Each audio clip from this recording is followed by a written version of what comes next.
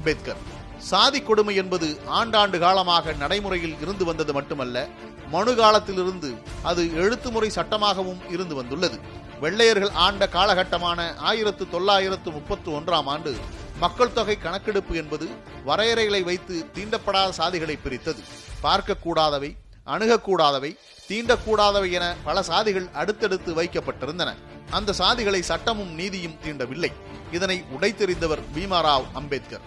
இந்திய அரசியல் சட்டத்தை உருவாக்கியவர். சொத்து உடையவர்கள் மட்டுமே வாக்களிக்க முடியும், பட்டம் படித்தவர்கள் மட்டுமே வாக்களிக்க முடியும் என்று இருந்த நிலைமையை வயது வந்த அனைவரும் வாக்களிக்கலாம் என்று மாற்றினார் அம்பேத்கர்.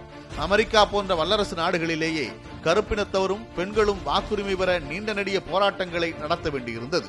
ஆனால் இந்தியாவில் முதல் தேர்தலிலேயே அவர்களுக்கு வாக்குரிமை வழங்கி தாழ்த்தப்பட்டவர்களும் பெண்களுக்குமான சமூக நீதியை நிலைநாட்டினார் அம்பேத்கர். நீதிக்கு முன் அனைவரும் சமம் என்று வகுத்து ஏழை முதல் பணக்காரர் வரை எல்லோரையும் ஒரே தராசில் நிற்க வைத்தார். சாதி பாகுபாடுகளை கடந்து கல்வி, உணவு, உடை போன்ற அடிப்படை தேவைகள் அனைவருக்கும் கொடுக்க வேண்டியது அரசின் கடமை என்று சாசனமிட்டார். தந்தை பெரியார்.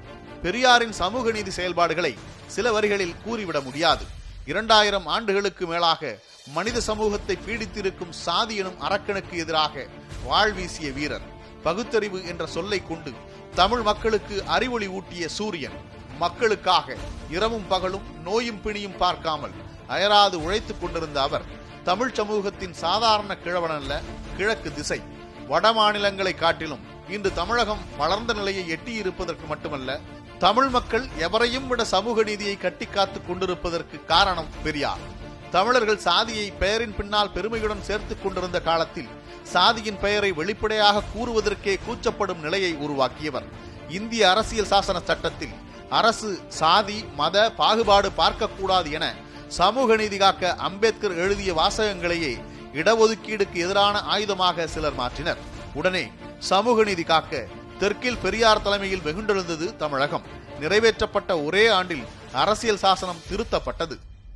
சமூக நீதி காக்க அரசு பாகுபாடு பார்க்க கூடாது என்று இருந்த சரத்தில் கல்வி ரீதியாகவும் சமூக ரீதியாகவும் பிற்படுத்தப்பட்டுள்ள, தாழ்த்தப்பட்டுள்ள மற்றும் பழங்குடியின மக்களின் முன்னேற்றத்திற்காக எந்த ஒரு சிறப்பு நடவடிக்கை எடுப்பதிலிருந்தும் இந்த சரத்து அரசை தடுக்காது என்கிற வரிகள் சேர்க்கப்பட்டன.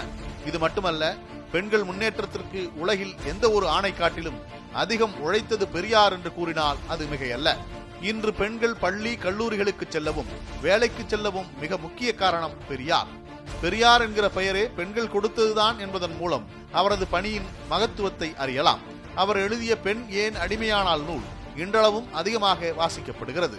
தலைமுறை கடந்து சிந்தித்த அந்த திராவிட ஞாயிறு இன்றும் தனது எழுத்துக்களால் செயல்களின் தாக்கங்களால் தமிழ் மக்களுக்கு ஒளியூட்டி வருகிறது.